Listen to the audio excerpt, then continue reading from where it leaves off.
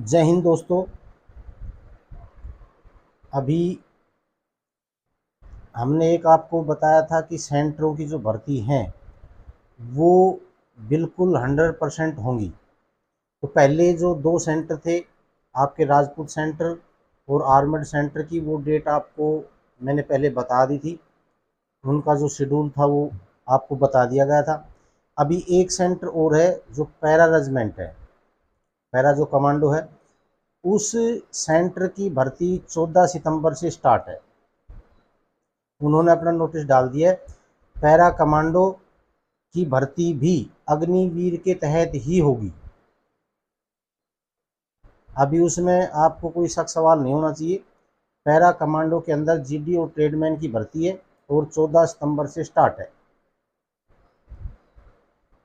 दूसरा, जो भी सेंटर की भर्ती देखना चाहते हैं, जो बच्चे रिलेशन के हैं, जो एक सर्विसमैन के बच्चे हैं या भाई का रिलेशन है, वो अपनी तैयारी करो। क्योंकि सेंटर के अंदर जो भर्तियां हैं वो भी अगस्त से लेकर और दिसंबर के बीच में पूरी कंप्लीट हो जाएंगी। उनका जो पेपर है वही अक्टूबर, नवंबर और जनवरी को है। 3 ही पेपर होंगे इस साल के अंदर, जो डेट दे रखी है। इनके अलावा कोई एग्ज़ाम नहीं होगा। और तमाम जो भर्तियां हैं वो अग्निवीर यानी अग्निपथ स्कीम के तहत होंगी। इसमें आपको किसी प्रकार का कोई वो नहीं होना चाहिए। दूसरी बात ये है कि अभी बार बार ये बताया जा रहा है, जो थंबनेल के ऊपर आ रहा है, कोर्ट के अंदर ये फैसला हो गया, कोर्ट के अंदर अग्निपथ स्कीम रद्द हो गई, कोर्ट के अंदर ये फैसला आ गया कि एग्ज़ाम होगा, इनरोलमेंट डेट आएगी। देखो, अभी तक कुछ भी ऐसा नहीं हुआ है। इस प्रकार की कोई बात ही नहीं है। देखो, आपको बता देता हूँ, कोर्ट इतनी जल्दी फैसला देने वाला नहीं है। आपने हमारी जो संवैधानिक प्रक्रिया है, कोर्ट की जो प्रक्रिया है, उसके बारे में अच्छी तरह पता है। हमारा देश का संविधान है वो लचीला है।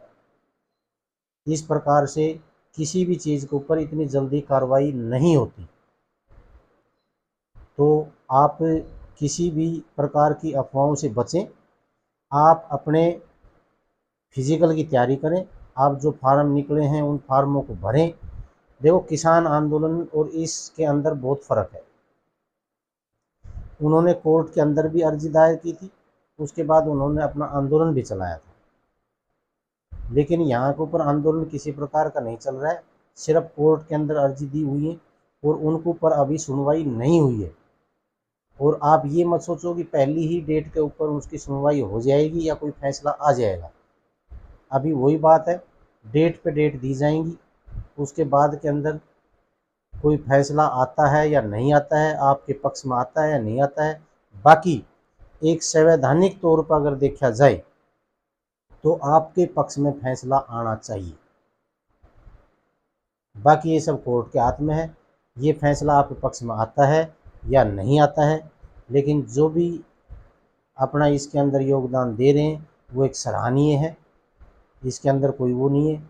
हम किसी वो ये नहीं करेंगे कि वो इसमें गलत कर रहा है, वो सही कर रहा है। जो भी अपनी तरफ से जो प्रयास हो रहे हैं वो एक सराहनीय है, हम उनकी प्रशंसा करते हैं। दूसरा ये है कि आपके 99 तो नहीं मैं कह सकता, लेकिन 90% ऐसे चांस हैं, हो सकता है कि आपके पक्ष में आए। इनरोलमेंट डेट भी आ सकती है, आपका एग्ज़ाम भी हो सकता है। और बाकी जो ये एग्ज़ाम होगा, इनरोलमेंट डेट आएगी, ये टीओडी के तहत तो आ नहीं सकती, क्योंकि टीओडी प्रक्रिया अब लगी है और ये हमारी जो प्रक्रिया है ये पहले की है। तो संविधान के अनुरूप तो ये आ नहीं सकती। और बाकी आज के दिन आप देख ही रहे हो, कुछ भी हो सकता है। ये आपने अच्छी तरह देख लिया है, आज के दिन कुछ भी हो सकता है। हमने आपको ये बताया था आपका एग्ज़ाम 100% होगा, हमने बताया था ये। और हमने इसलिए बताया था कि संविधान के अनुरूप अगर देखा जाए तो आपका एग्ज़ाम होना चाहिए, आपकी इनरोलमेंट डेट मिलनी चाहिए। उसके बाद में ये है, फिर भी आपको ये चीज़ नहीं मिली, ये एक संविधान के खिलाफ है। और आज तक आर्मी के अंदर ऐसा नहीं हुआ, कोई भर्ती प्रक्रिया हो गई और उसको अधूरे में छोड़ के और उसको रद्द कर दिया गया हो। और भर्तियाँ हमने देखी हैं, पुलिस में देखी हैं, रेलवे में भी शायद नहीं हुआ होगा, लेकिन हमने आर्मी के अंदर ऐसा कभी नहीं देखा। ये पहली बार देखा है कोई भर्ती प्रक्रिया बीच के अंदर रद्द कर दी गई हो।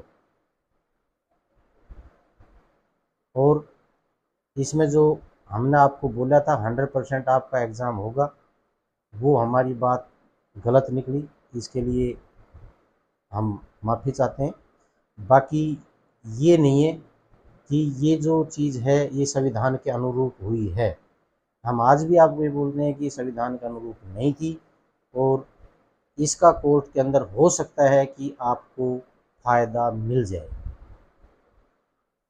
कुछ एक बातें होती हैं जो आपके और हमारे बस में नहीं होती, लेकिन हम जो कानून है उसके दायरे में रह के कुछ बात कर सकते हैं। वो हमने की थी कि आपका एग्ज़ाम होगा, लेकिन वो नहीं हो पाया। कोई नहीं, अभी कोर्ट के अंदर आपका जो फैसला है वो क्या आता है क्या नहीं आता है, हम आपकी तरफ से या आप अपनी तरफ से यही दुआ करो कि भाई कोर्ट के अंदर जो फैसला है वो आपकी तरफ आए। और बाकी आप अपने फार्म भरो, आप अपनी तैयारी रखो। आपके ये भी धोखा नहीं होना चाहिए, हो सकता है कि आपके हक में कोई चीज़ फैसला ना आए और आप इस चीज़ से भी वंचित रह जाएं। मैंने आपको इतना ही बताना था। बाकी आप किसी भी अफवाहों से बचें और अपना काम आप अच्छी तरह करें। फिजिकल और टेस्ट की जो तैयारी है, अगर वो आप एक्स्ट्रा कर भी लेते हैं तो ये कहीं नहीं जाने वाली, ये आपके ज़रूर कहीं ना कहीं काम आएंगी। तो इसलिए आप अपनी तैयारी रखो। मैंने इतना ही बताना। जय हिंद, जय भारत।